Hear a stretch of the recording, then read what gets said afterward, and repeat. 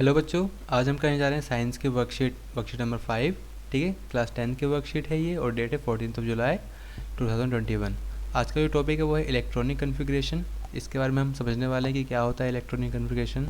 ठीक है, किस तरह से हम निकालते हैं अलग अलग एलिमेंट का इलेक्ट्रॉनिक कन्फिग्रेशन। यहाँ पे आपको एक डायग्राम बना दिया हुआ है, ये एटम का डायग्राम है। ठीक है, इस डायग्राम के अंदर देखो जो बीच में सेंटर है यहाँ पे, वो उसको क्या कहते हैं, जो बीच का जो केंद्रक होता है उसको बोलते हैं हम न्यूक्लियस। ठीक है, और उसके अराउंड जितने भी आपको ये रिंग्स दिख रही है, ये सारी की सारी रिंग्स क्या है, ये कहलाती हैं ऑर्बिट। ठीक है, और इन्हीं ऑर्बिट्स के अंदर क्या होते हैं, इलेक्ट्रॉन रिवॉल्व करते हैं। ठीक है, यहाँ पे लिखा भी है as discuss earlier that electron revolves around nucleus, यानी जितने भी इलेक्ट्रॉन्स होते हैं वो न्यूक्लियस के अराउंड रिवॉल्व करते हैं। अब आप सोच रहे होंगे कि क्या ये रेंडमली मूव करते हैं या कोई सा रूल फॉलो करते हैं, तो याद रखना yes there are certain rules, let us know the rules. याद रखना ये क्या है, कुछ रूल्स फॉलो करते हैं जो इलेक्ट्रॉन से मूव करने के लिए, उन रूल्स को हम पहले समझेंगे।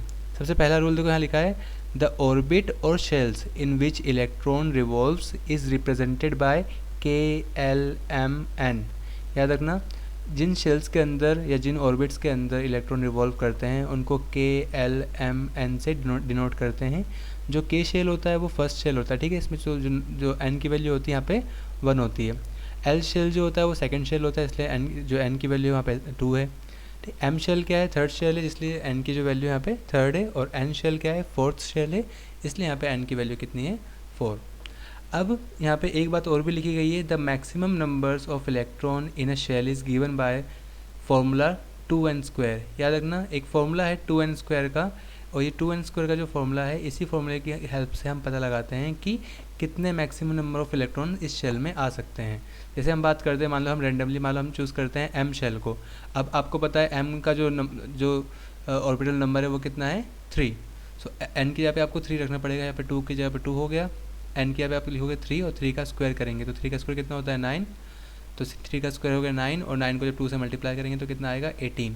यानी हम बोल सकते हैं कि M शेल के अंदर मैक्सिमम 18 इलेक्ट्रॉन्स आ सकते हैं। ठीक है, वैसे यहाँ पे देखो हमें दे भी रखा K के लिए जो N की वैल्यू है 1 है, L के लिए 2 है, वो सब यहाँ पे समझा रखा है।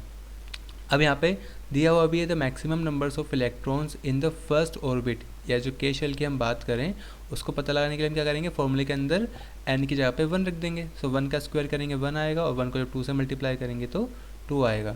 यानी मैक्सिमम नंबर्स अगर हम बात करें कि जो K शेल के अंदर मैक्सिमम कितने नंबर्स होंगे इलेक्ट्रॉन्स के, तो यहाँ पे हो गया 2। सेकेंड वाले में कितना होगा, यहाँ पे 8, फिर आएगा यहाँ पे 18, और फिर आएगा 32। ठीक है, यहाँ पे दिया हुआ भी आप देख सकते हैं, यहाँ पे 2 होगा फर्स्ट वाले में, सेकंड में 8 होगा, थर्ड में 18 होगा, और फोर्थ वाले में कितना होगा, 32। अब यहाँ पे एक रूल और भी दे रखा है, यहाँ पर लिखा है the outermost shell can have maximum 8 electrons. ये चीज़ बहुत इंपॉर्टेंट है, याद रखना। जो आउटर मोस्ट शेल होगा, यानी कोई किसी भी एलिमेंट का जो आउटर मोस्ट शेल होगा उसके अंदर मैक्सिमम सिर्फ 8 ही इलेक्ट्रॉन आ सकते हैं, 8 से ज़्यादा इलेक्ट्रॉन्स नहीं आ सकते हैं। याद रखना 8 होगा, 8 से कम हो सकते हैं पर 8 से ज़्यादा नहीं। ठीक है, अब इसी को यूज़ करके हमें यहाँ पे जो टेबल है इसके अंदर क्या है, हमें 20 एलिमेंट्स की, याद रखना 20 यानी 20 एलिमेंट्स की क्या दिखाई गई है, इलेक्ट्रॉनिक कन्फिग्रेशन में हमें दी गई है। अब देखो सबसे पहला एलिमेंट अगर हम देखें पीरियोडिक टेबल में तो कौन सा होता है, हाइड्रोजन, क्योंकि उसका जो नंबर ऑफ इलेक्ट्रॉन्स होते हैं उसके अंदर 1 होता है। ठीक है, एक ही इलेक्ट्रॉन होता है उसके अंदर, और उसका जो सिंबल है वो कैपिटल H है। तो जब एक ही इलेक्ट्रॉन है, अब देखो K शेल के अंदर मैक्सिमम कितने इलेक्ट्रॉन्स आ सकते हैं, पहले समझो। K शेल के अंदर कितने आएंगे, मैक्सिमम 2 इलेक्ट्रॉन्स। L शेल के अंदर कितने आएंगे, 8 इलेक्ट्रॉन्स। M शेल के अंदर कितने आएंगे, 18 इलेक्ट्रॉन्स। और N शेल के अंदर कितने आएंगे, 32 इलेक्ट्रॉन्स। अब देखो हम बात करते हैं हाइड्रोजन की। अब हाइड्रोजन के अंदर सिर्फ एक ही इलेक्ट्रॉन है तो वो तो भाई K में आ गया। हीलियम की बात करें तो उसमें 2 इलेक्ट्रॉन है तो वो K में फिल हो गया, पूरा K क्या हो गया, पूरी तरह से फिल हो गया। हम बात करते हैं लिथियम की। अब लिथियम पे 3 इलेक्ट्रॉन्स है, अब वो 3 इलेक्ट्रॉन्स जो 2 इलेक्ट्रॉन्स होंगे वो तो K में फिल हो जाएंगे, बचा कितना, 1 इलेक्ट्रॉन, तो वो 1 इलेक्ट्रॉन L शेल में चला जाएगा। ठीक है, ऐसे ही बोरोन, कार्बन, नाइट्रोजन सबके अंदर ऐसा होने वाला है। अब देखो यहाँ तक तो आपको समझ में आएगा, नियोन तक कोई दिक्कत नहीं है। देखो नियोन का होता है एटॉमिक नंबर क्या होता है, 10, यानी नंबर ऑफ इलेक्ट्रॉन्स के अंदर कितने होते हैं, 10। तो अब हम 10 की बात करें तो देखो K में कितने चले गए, 2 इलेक्ट्रॉन चले गए, और L में कितने चले गए, 8 इलेक्ट्रॉन। अब ये पूरा कंप्लीट हो गया। याद रखना ऐसे इलेक्ट्रॉन, ऐसे एलिमेंट्स जिनका इलेक्ट्रॉनिक कन्फिग्रेशन क्या होता है, पूरा फिल होता है। जैसे इसमें देखो 2 पूरे आ चुके हैं, इसमें 8 मैक्सिमम होते हैं तो इसमें 8 आ चुके हैं। ऐसे ही एक ऊपर दे रहा था हीलियम, हीलियम में क्या थे, दो नंबर ऑफ इलेक्ट्रॉन्स 2 आ गए थे के शेल में। जिनका भी इलेक्ट्रॉनिक कन्फिगरेशन फिल होता है, कम्प्लीटली फिल होता है, वो क्या होते हैं, वो होते हैं इनर्ट। ठीक है, जैसे हीलियम और नियॉन क्या है, इनर्ट गैसेस होती हैं, यानी ये किसी से रिएक्शन नहीं करते। ठीक है, क्योंकि इनके पास कोई इलेक्ट्रॉन नहीं होता है, कोई लूज, अगर कोई इलेक्ट्रॉन लूज़ नहीं होगा तो वो क्या करेगा, किसी और से रिएक्शन नहीं कर पाएगा। अगर तो कोई इलेक्ट्रॉन की कमी होती या इलेक्ट्रॉन एक्स्ट्रा होते तो ये रिएक्शन करते हैं। पर यहाँ पे क्या है, जो इलेक्ट्रॉन्स है वो उनके शेल में कम्प्लीटली फिल्ड है, इसलिए ये रिएक्शन नहीं करते। ठीक है, ये चीज़ भी ध्यान रखनी है आपको। अब आते हैं सोडियम पे। यहाँ से देखो चीज़ें स्टार्ट होती है थोड़ी बहुत कॉम्प्लिकेटेड। अब देखो सोडियम की अगर हम बात करें तो सोडियम का एटॉमिक नंबर है 11। ठीक है, अगर हम KLMN में फिल करें तो पहले 2 इलेक्ट्रॉन चले गए के में, बचे कितने हैं इसके पास, 11 में से 2 चले गए, बचे 9। तो अब बाकी जो L में चले गया 8 और लास्ट में कितना बचा, M में आ गया 1। ठीक है, और भी आगे मैग्नीशियम, एल्यूमिनियम, सिलिकॉन की बात करें तो सबके अंदर ऐसा होने वाला है। अब ये पोटेशियम और कैल्शियम का ज़रा ध्यान से देखना। ठीक है, पोटेशियम की अगर हम बात करें तो पोटेशियम की जो एटॉमिक नंबर होता है वो होता है 19। अब 19 तो उसका एटॉमिक नंबर है, यानी कि जो 2 इलेक्ट्रॉन्स है वो तो के में चले गए, ये के है पता है आपको, के में 2 इलेक्ट्रॉन चले गए। एल के अंदर कितने चले गए, एल के अंदर चले गए 8। अब 2 और 8 कितना हो गया, 10 इलेक्ट्रॉन कंप्लीट हो गए। अब इसके पास कितने बचे, 9 बचे। अब याद रखना इस वाले KLM, M में कितने आ सकते हैं, अब इसके पास तो M के अंदर मैक्सिमम नंबर ऑफ इलेक्ट्रॉन कितने आ सकते हैं, 18 है ना। हमने ऊपर देखा था कि नंबर ऑफ 18 जो मैक्सिमम M के अंदर आ सकते हैं वो कितने हैं, 18 है।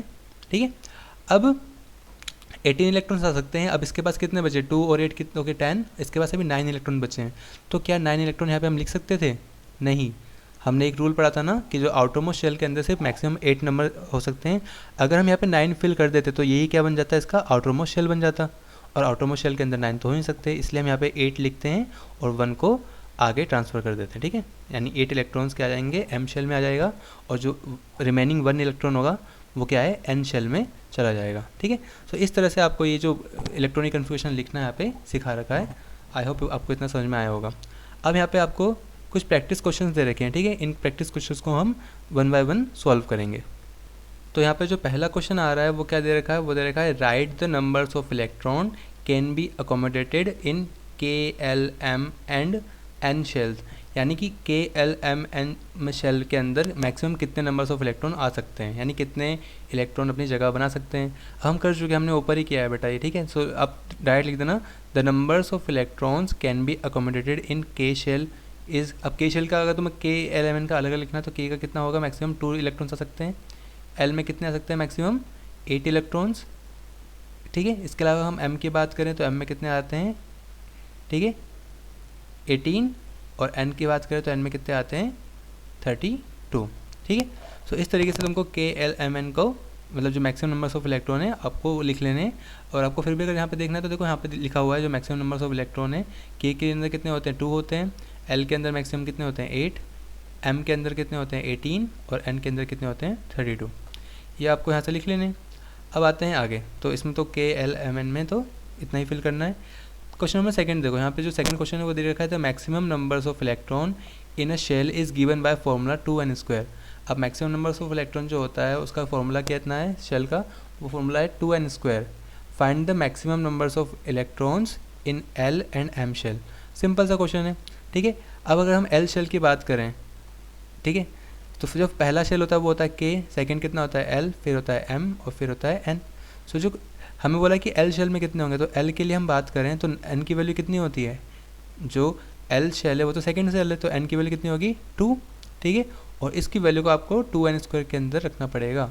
तो कितना आएगा देखो, 2 के जगह पे 2 हो गया, N की वैल्यू कितनी है हमारे पास 2, तो 2 का स्क्वायर करना पड़ेगा। 2 का स्क्वायर करेंगे कितना आएगा, 2 2 4, और फिर 4 को 2 से मल्टीप्लाई करेंगे तो कितना आ जाएगा 8। तो यानी कि जो मैक्सिमम नंबर्स ऑफ इलेक्ट्रॉन जो N में आ सकते हैं N शेल में वो है 8 है। ठीक है, ऊपर भी लिखा था हमने, सेम क्वेश्चन था। और बोला कि M शेल में कितने आ सकते हैं, तो M के लिए भी सेम फॉर्मूला है, पर M के लिए जो N की वैल्यू है, M क्या है थर्ड नंबर पे आता है, तो N की वैल्यू कितनी होगी, हो जाएगी 3। ठीक है, M शेल के लिए। अब जब 3 होगी तो हम इस फॉर्मूले के अंदर पुट करेंगे 2n² के अंदर, तो क्या होगा 2 की जगह पे 2 हो गया और N स्क्वायर यानी 3 का स्क्वायर, तो 3 का स्क्वायर कितना हो गया 9, और 9 को 2 से मल्टीप्लाई करेंगे तो कितना आएगा 18। यानी जो number maximum numbers of electron जो M शेल में आ सकते हैं वो कितने हैं 18। ठीक है, L में कितने आ सकते हैं, L के लिए L के अंदर आ सकते हैं 8 और M में आ सकते हैं 18। इस तरह से जो क्वेश्चन नंबर सेकंड है, जो सेकंड क्वेश्चन है वो भी सोल्व होता है। अब हम करेंगे क्वेश्चन नंबर थर्ड। जो क्वेश्चन नंबर 3 है इसके अंदर क्या पूछा गया है, उसने कहा है कि right electronic configuration of the following elements, यानी जो एलिमेंट्स नीचे दिए गए हैं magnesium, sodium, chlorine, aluminium, carbon and oxygen, इनका तुम्हें क्या लिखना है, इनका लिखना है इलेक्ट्रॉनिक कन्फिग्रेशन।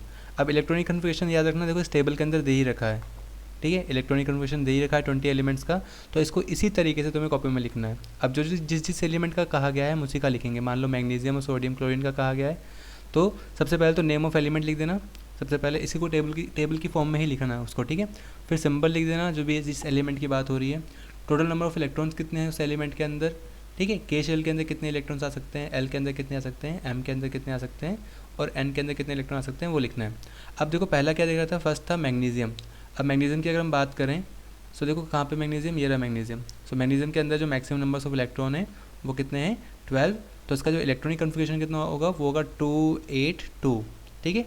तो के अंदर होंगे 2 इलेक्ट्रॉन्स, एल के अंदर होंगे 8 इलेक्ट्रॉन्स और एम के अंदर होंगे 2 इलेक्ट्रॉन्स। वैसे ही अगर हमें और भी बोलेगा, देखो सोडियम कहा गया है, कार्बन का भी कहा है, तो कार्बन में कितने होते हैं 6 होते हैं, ऑक्सीजन में कितने होते हैं 8 होते हैं। इनको भी तुम आराम से यहाँ से देख सकते हो, ठीक है। लिखना इसको टेबल की फॉर्म में ही है। पहले आपको क्या लिखना है, यहाँ पे एलिमेंट लिखना है, एलिमेंट का नाम लिखेंगे सबसे पहले, ठीक है। एलिमेंट का सिंबल बताना है कि सिंबल क्या है उसका, उसके बाद मैक्सिमम नंबर्स ऑफ इलेक्ट्रॉन कितने आ सकते हैं, ठीक है, यहाँ पे मैक्सिमम इलेक्ट्रॉन कितने आ सकते हैं उसके अंदर, फिर के अंदर कितने इलेक्ट्रॉन है, एल के अंदर, एम के अंदर और एन के अंदर। जैसे हम बात कर रहे हैं एलिमेंट की, जैसे हम यहाँ पे लिखा मैग्नीशियम, तो आप यहाँ लिखोगे मैग्नीशियम, ठीक है, पूरा नाम लिखना पड़ेगा, उसको रेस करना पड़ेगा, रुको एक मिनट। हाँ, तो यहाँ पे अब स्टार्टिंग में यहाँ पे लिखोगे मैग्नीशियम, ठीक है, और मैग्नीशियम का सिंबल है Mg वो यहाँ बनाओगे। मैक्सिमम नंबर ऑफ इलेक्ट्रॉन कितने हैं मैग्नीशियम में 12 है, हमने देखा था। उसका जब के अंदर कितने होंगे 2 इलेक्ट्रॉन यहाँ पे हो जाएंगे, एल में हो जाएंगे 8, 2 8 कितना हो जाएगा 10 और एम में कितने बचेंगे 2।